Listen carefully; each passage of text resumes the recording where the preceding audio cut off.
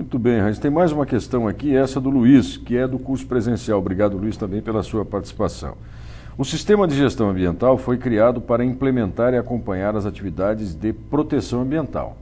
De que forma o gestor pode conduzir a empresa para merecer essa certificação a que ele se refere, né, do sistema de gestão ambiental? Os indicadores podem auxiliar nesse processo?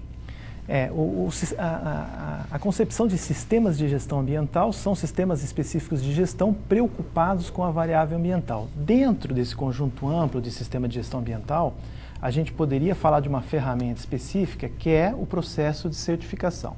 Então é importante ressaltar, eu coloquei aqui, por exemplo, o exemplo do governo, do setor governamental que trabalha numa perspectiva de comando e controle, que a gente tem instrumentos voluntários de gestão ambiental. E a certificação é um exemplo de instrumento voluntário, quer dizer, nenhuma empresa é obrigada a se certificar, ela faz isso voluntariamente. E por que essa empresa se certifica? Aí entra aquela discussão que a gente fez no começo dessa conversa, quer dizer, a sociedade hoje assim exige.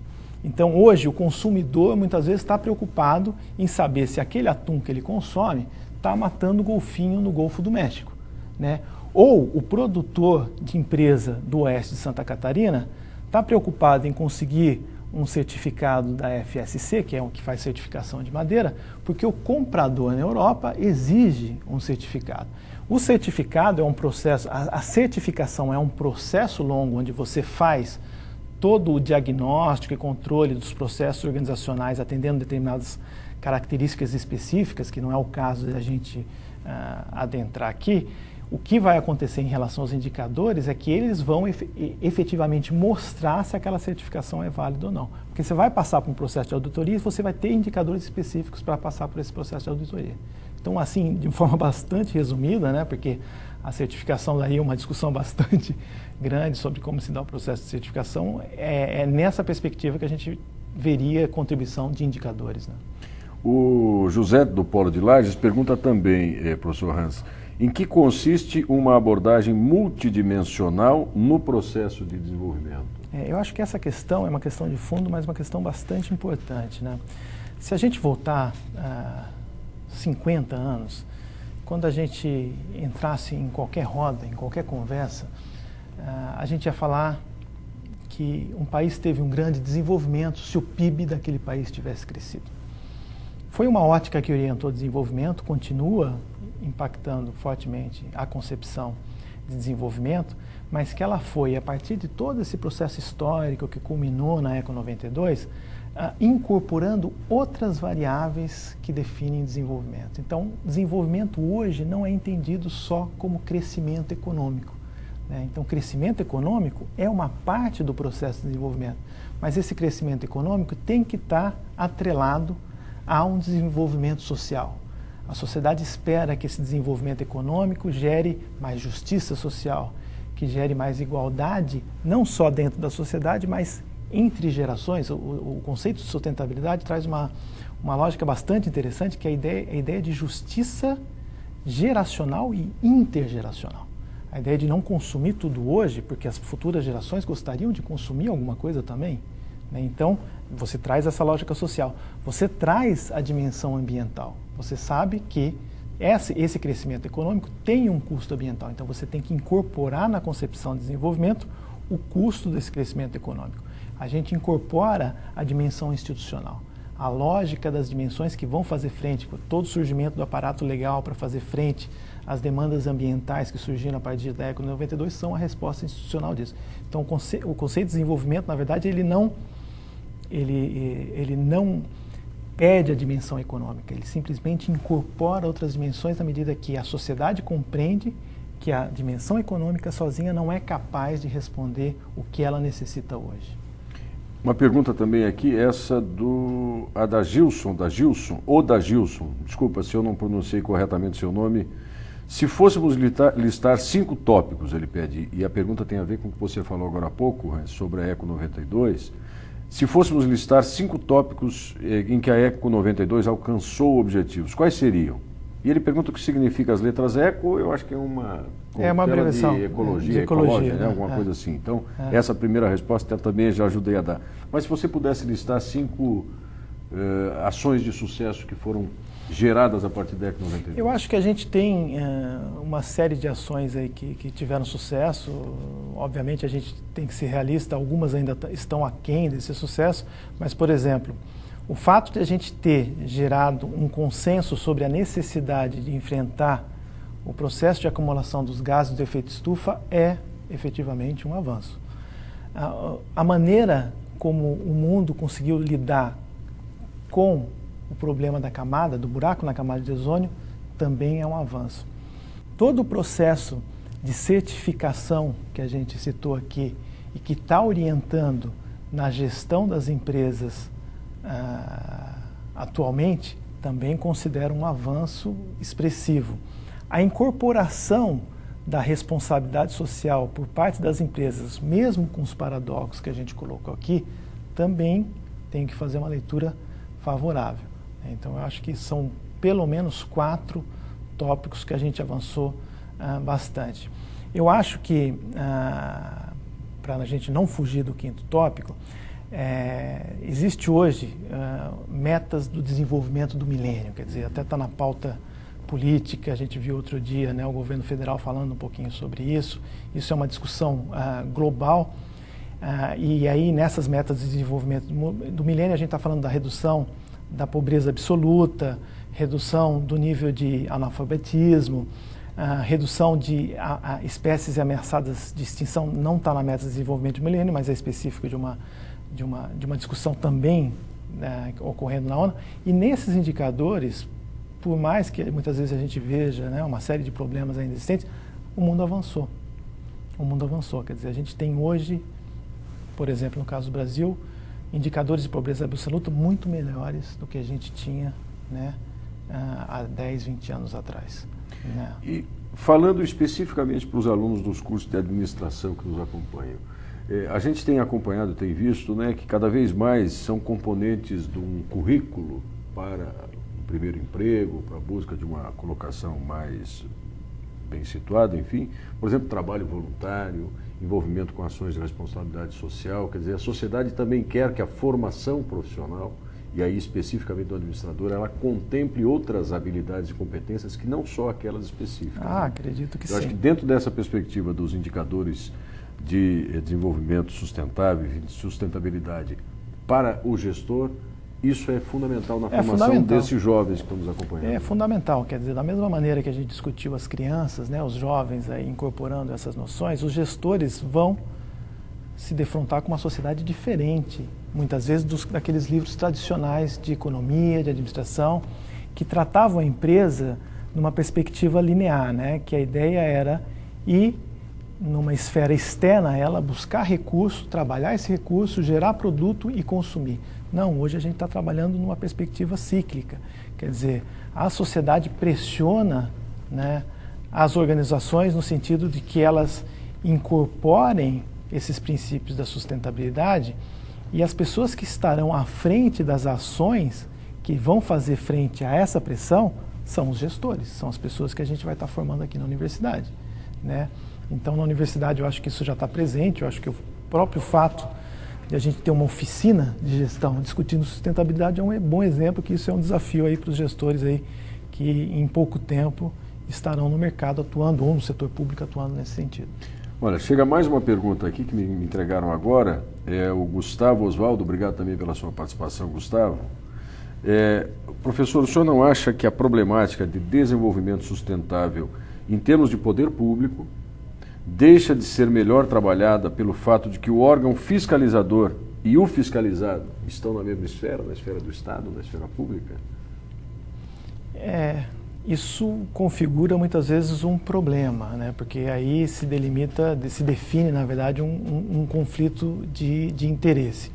Eu acho que onde a gente pode atuar no sentido de resolver isso, eu acho que principalmente para aqueles alunos que estão dentro do curso de administração pública especificamente, é a discussão que tem se feito, que tem cada vez mais sido incorporada nesse setor da governança, a ideia da transparência, quer dizer, todo esse formato institucional que a gente tem hoje de agências, onde você se preocupa em trabalhar com pesos e contrapesos para dar a maior transparência possível para as ações governamentais, é que podem diminuir esse conflito de interesse.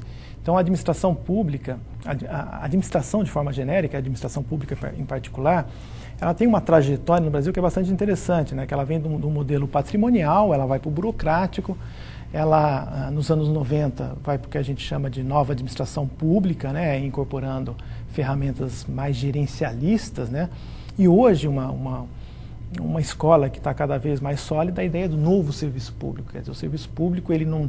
diferente da perspectiva gerencial que tratava a sociedade como cliente, não é essa a ideia que a sociedade é um cliente, mas a sociedade é usuária do serviço e é ela que vai cobrar, então você tem que dar elementos para que ela cobre e esses elementos são dados pela governança pública. Eu acho que um pouco dessa ideia pode diminuir esse tipo de conflito. Agora, professor, falando um pouquinho mais especialmente do NEPAD, que é esse núcleo de pesquisa e análise em indicadores de desenvolvimento. Você fez referência a esse projeto em particular, que está sendo desenvolvido junto a prefeituras, né, com o financiamento da Fundação de Apoio à Pesquisa, Apoio à Pesquisa, a FAPESC, né? Em que outras perspectivas o NEPAD tem trabalhado?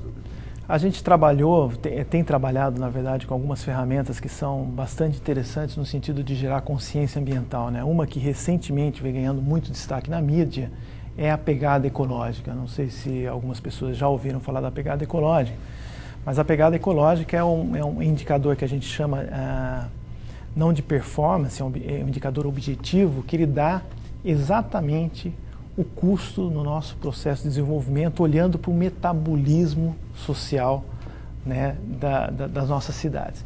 Então, o que é a pegada ecológica? A pegada ecológica é uma tentativa de transformar tudo que a gente consome de matéria e energia em área apropriada. E hoje, se a gente for olhar os relatórios, o globo terrestre, ele se apropria de 3 vezes a área que ele dispõe para viver. E as pessoas perguntariam, mas como que então esse globo ainda funciona? Ele funciona porque ele acumulou muita matéria e energia nesse processo. Então a gente pode fazer um paralelo com uma caixa d'água, onde entra água e sai água. O que a gente está consumindo é a saída daquela caixa d'água. O que está entrando é todo o processo de acumulação de matéria e energia. O petróleo é um exemplo de processo histórico de milhões de anos de acumulação de matéria e energia aí no nosso solo.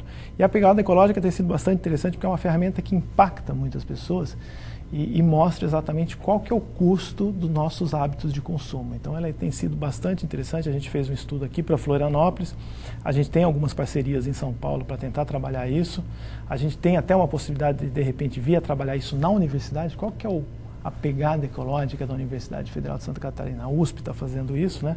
Então é uma perspectiva que eu gosto bastante, é bastante complicado de trabalhar porque exige muitos dados, mas é um dos projetos que eu tenho especial interesse dentro do núcleo.